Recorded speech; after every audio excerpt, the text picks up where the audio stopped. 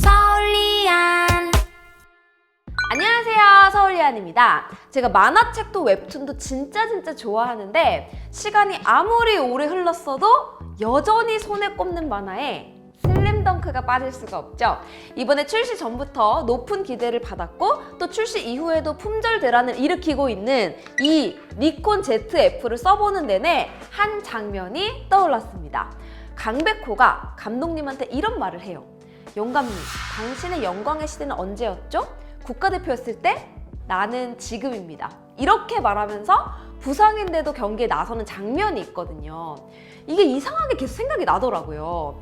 카메라와 사진이라는 걸 처음 접하게 된 게 니콘 FM2였는데 신기하게 이 ZF는 니콘 FM2와 닮은 듯 하면서도 또 닮기를 거부하고 있는 모습들이 많이 보여서 재미있었습니다.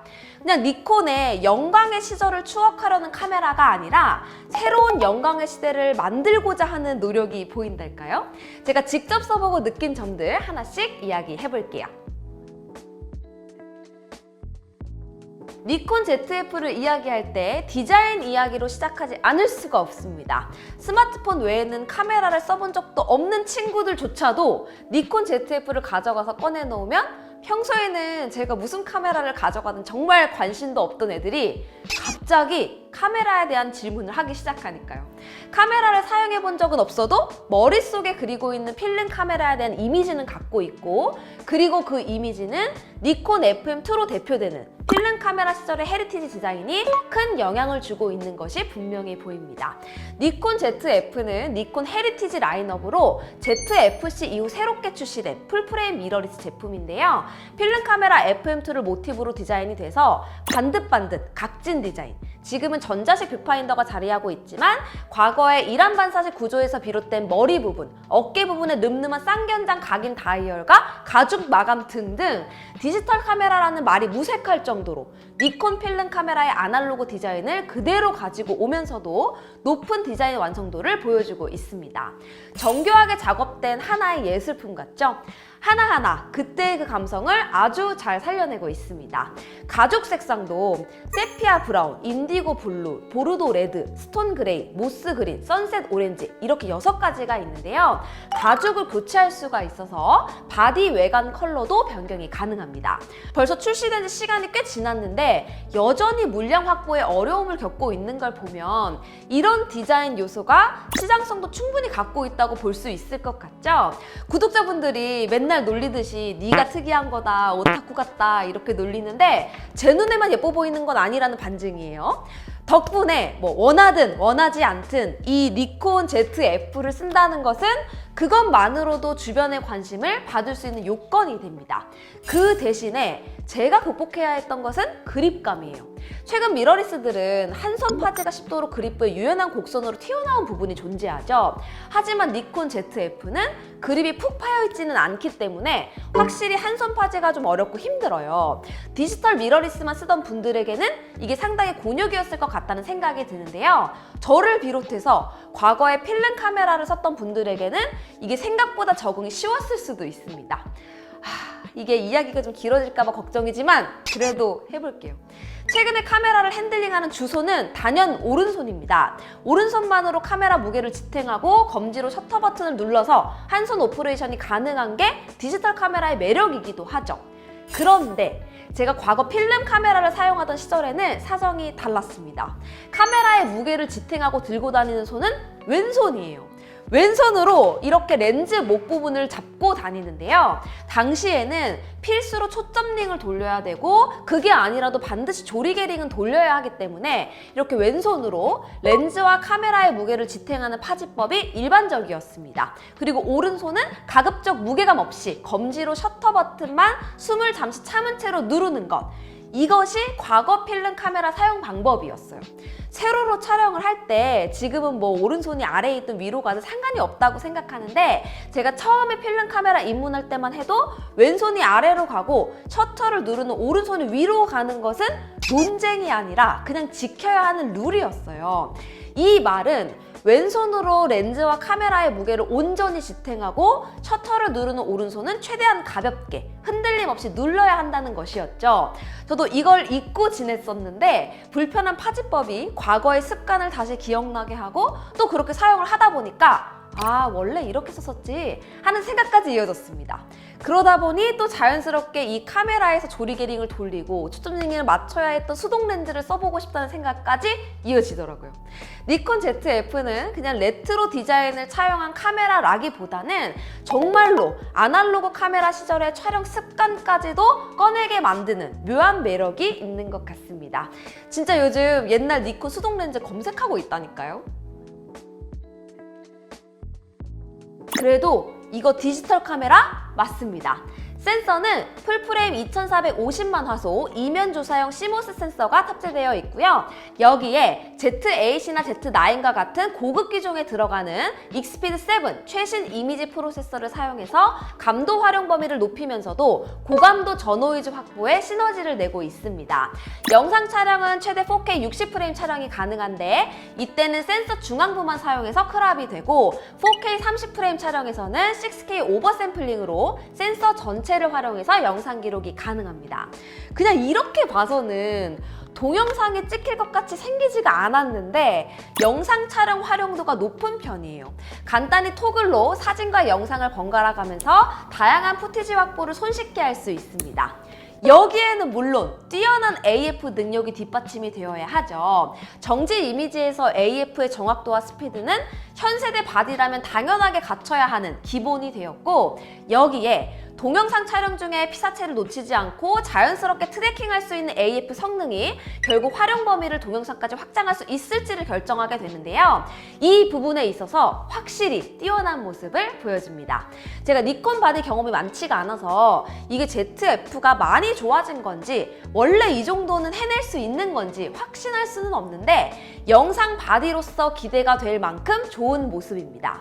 저는 모든 영상 촬영을 4K 30프레임으로 했는데요. 이때 자동 영역 AF로 설정하고 피사체 인식은 인물로 한정짓지 않고 오토로 두고 사용했습니다. 일단 거의 모든 화면에서 피사체 검출이 가능했고요. 오토로 둬서 피사체 선택에 어려움이 있을 거라고 생각했지만 생각보다 인물과 다른 피사체를 구분해서 검출하고 트래킹하는 능력이 아주 탁월했어요. 사람에서 얼굴이 잘 보인다면 눈까지 이어지는 과정도 실시간으로 명확하게 표시를 해줬고, 검출이 어려울 때는 다시 눈에서 얼굴, 몸까지 검출 영역이 넓어지는 알고리즘도 충분히 동의할 수 있었습니다. 그리고 이 과정에 있어서 갑자기 AF 영역의 배경으로 벗어났다가 돌아오는 현상도 없었고 안정적으로 피사체를 붙잡고 있는 모습이 인상적이었어요. 그리고 손떨방에 있어서 니콘은 과거 DSLR 시절의 VR부터도 상당히 앞서 있는 모습이었죠. 정말 영광의 시대였는데요. 사진을 공부해본 분들은 프레이밍에 있어서 코사인 오차에 대한 이야기를 한 번씩 들어보셨을 거예요. 과거에는 초점 포인트가 고정이 되어 있었고 초점 고정 후 프레이밍을 하면서 오차가 발생하는 게 문제였는데, 사실 디지털이 되면서 초점 영역의 위치 변경이 자유롭다 보니까 더 이상 논쟁거리도 아니죠. 그런데 이게 손떨방 기준을 정하는 데는 여전히 문제라고 합니다. 여전히 대다수의 카메라가 손떨방 작동 기준이 오직 센서와 렌즈의 정가운데 부분을 기준으로 동작하는데요. 이러면 떨림을 잡는 과정에 기준이 잘못되면서 최상의 결과를 낼 수가 없어져요.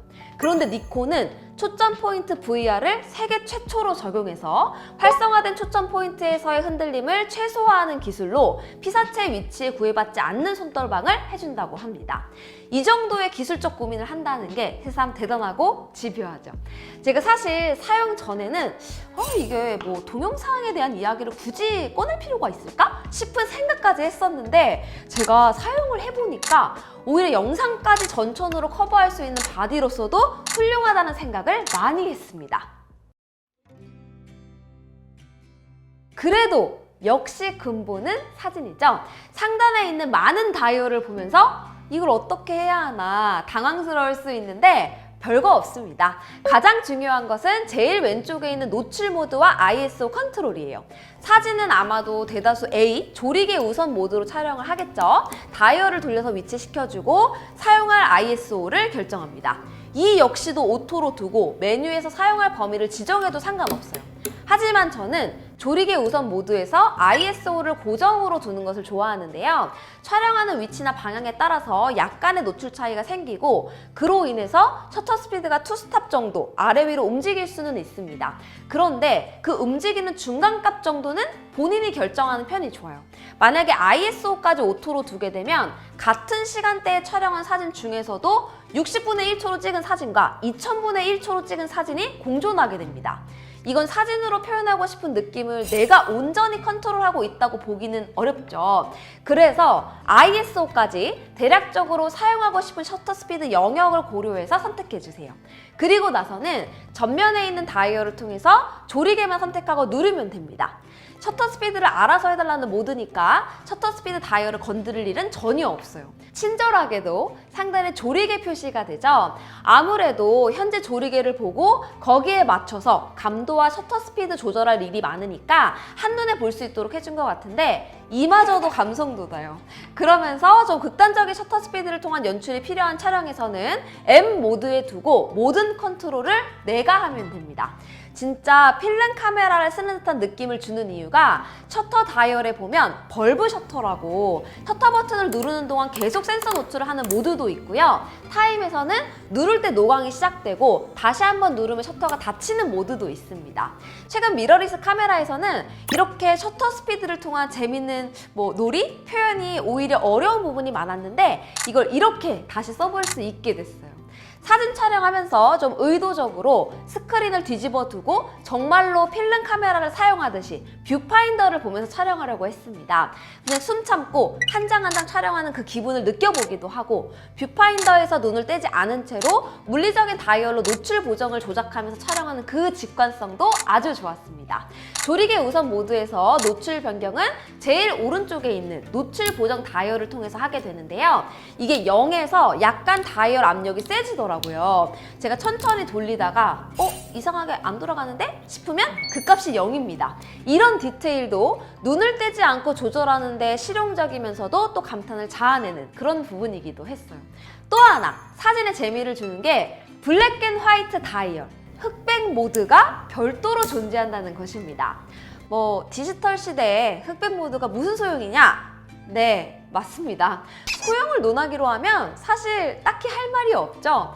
저도 다른 그 어떤 브랜드의 카메라를 사용하면서 흑백 프리뷰를 보면서 사진을 찍어본 적이 없습니다. 사실 후보정에서 하는 거잖아요. 그런데 과거 필름 시절에 우리는 흑백 필름을 고심해서 넣고 실제로는 컬러를 보면서 촬영을 하게 되죠. 어떻게 흑백으로 표현이 될지는 모르고 어디까지나 현상과 인화를 거쳐야 볼 수 있게 되고요. 그런데 이게 모드 버튼이 따로 있으니까 이상하게 종종 어떤 장면에서는 흑백 표현을 보고 싶어지더라고요. 그리고 그렇게 흑백으로 돌리고 촬영했을 때 그 사진은 흑백으로 남기게 됩니다.